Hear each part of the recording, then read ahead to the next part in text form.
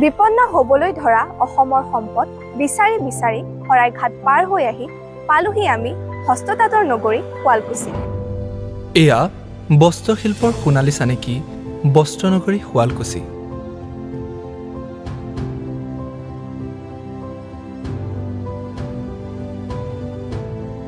য'ত তাঁতত সপোন ৰচে শিপিনীসকলে।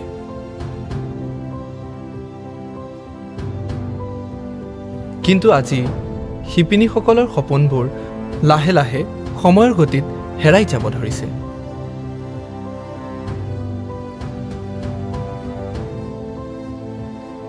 বৰ্তমান সূতাৰ লগতে লাগতিয়াল সামগ্ৰীৰ আকাশলংঘী দামে গ্ৰাহকৰ সংখ্যা নিম্নগামী আৰু বহিৰাজ্যৰ ৰংচঙীয়া কাপোৰে শুৱালকুছিৰ শিপিনীসকলক ত্ৰাহি মধুসূদন দেখুৱাইছে।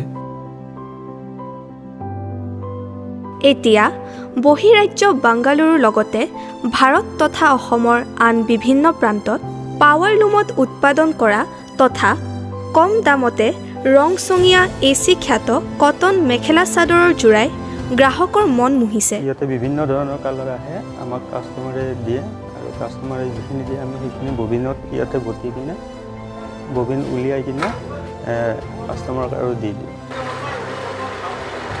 যাৰ বাবে থলুৱাভাৱে হস্ততাঁত উৎপাদিত পাট মুগা টচৰ জোৰাৰ লগতে মেখেলাৰো বিক্ৰী একেবাৰে কমি আহিছে। বেয়া লাগে, আমাৰ হাতৰ কামটো লাগে, আমাৰ মিচিঙৰ কাম নালাগে। মিচিঙৰ কামৰ কাপোৰটো ঠিক নহয়, কিন্তু আমাৰ হাতৰ কামৰ যিখিনি আমি কাম কৰিম সেইখিনি বেছি ভাল লাগে। ফলস্বৰূপে সাধাৰণ শিপিনীসকলেই নহয়, শুৱালকুছিৰ লগতে অসমৰ বিভিন্ন প্ৰান্তত থকা বয়ন শিল্প সমবায়সমূহেও মাধমাৰ খাব লগা হৈছে। শিপিনীসকলে কোনো ধৰণৰ আৰ্থিক সাহায্য লাভ নকৰা ফলস্বৰূপে তাঁতশালৰ লগতে বয়ন সমবায়সমূহে মৃত্যুৰ মুখলৈ গতি কৰিছে।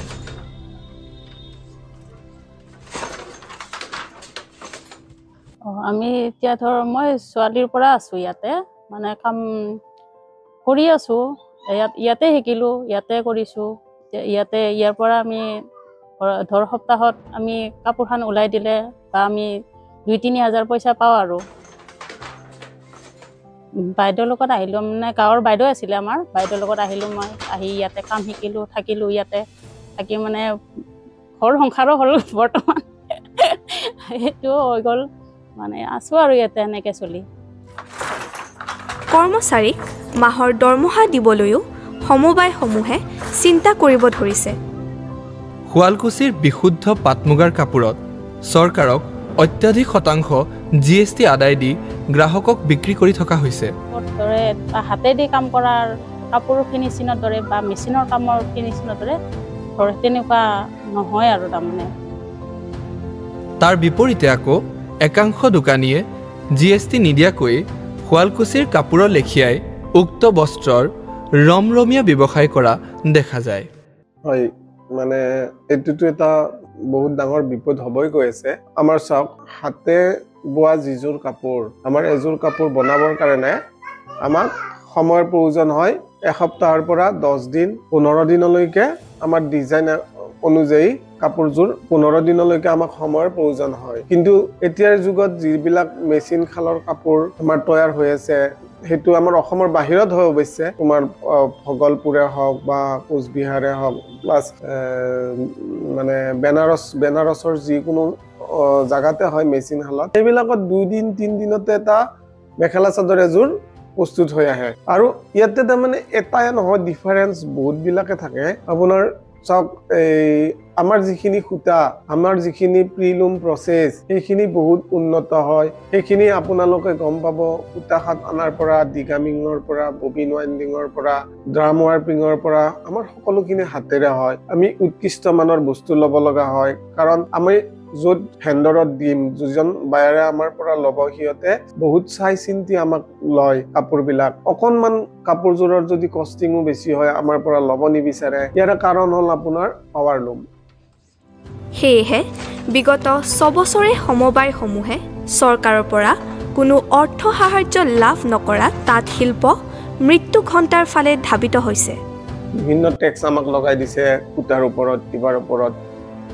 কাপোৰৰ ওপৰত এতিয়া যদি আমি ডাঙৰকৈ ব্যৱসায়খন কৰিব লগা হয় বহুত টেক্স দিব লগা হয় 18% টেক্স আমি ভৰিব লগা হয় আৰু মেচিন প্ৰডাক্টবিলাকৰ সদায় দাম কমে সেইকাৰণে সেই বস্তুবিলাক বেছিকৈ ল'ব বিচাৰে এতিয়া চৰকাৰলৈ আহ্বান আমাৰ এইটোৱে যাতে আমাৰ যিটো কেঁচা সামগ্ৰী ৰ মেটেৰিয়েল থাকা ইয়াৰ্ণবিলাক আহে তাতে আমাক 50% ছাবচিডি দিলে আমাৰ ভাল হয় মন কৰিবলগীয়া এই যে শুৱালকুছিত বানাৰসৰ নকল পাটৰ যোৰাৰ আগ্ৰাসন ৰোধ কৰাৰ বাবে শুৱালকুছিবাসীয়ে 2013 চনত বস্ত্ৰ আন্দোলনৰ জৰিয়তে মুৰাদাবাদ বানাৰস আদিৰ পাট কাপোৰৰ যোৰা ৰাজহুৱা স্থানত জ্বলাই দিছিল 2006 চনৰ পৰা কৰি আছোঁ আৰু প্ৰায় এই বাটিকাৰা কামটো মই 2011 চনৰ পৰা প্ৰায় কৰি আছোঁ মই বিশেষ আৰু বৰ বেলেগ কাম নকৰোঁ এইটো কামতে চলি আছোঁ কিবা কিবি কৰি অলপ অসুবিধা হয় চলিব তথাপিও মাজে মাজে মানে সদায় কাম পাই থাকিলেও অসুবিধা নহয় আগতকৈ আমাৰ যথেষ্ট শাল পাত অলপ কমি গৈছে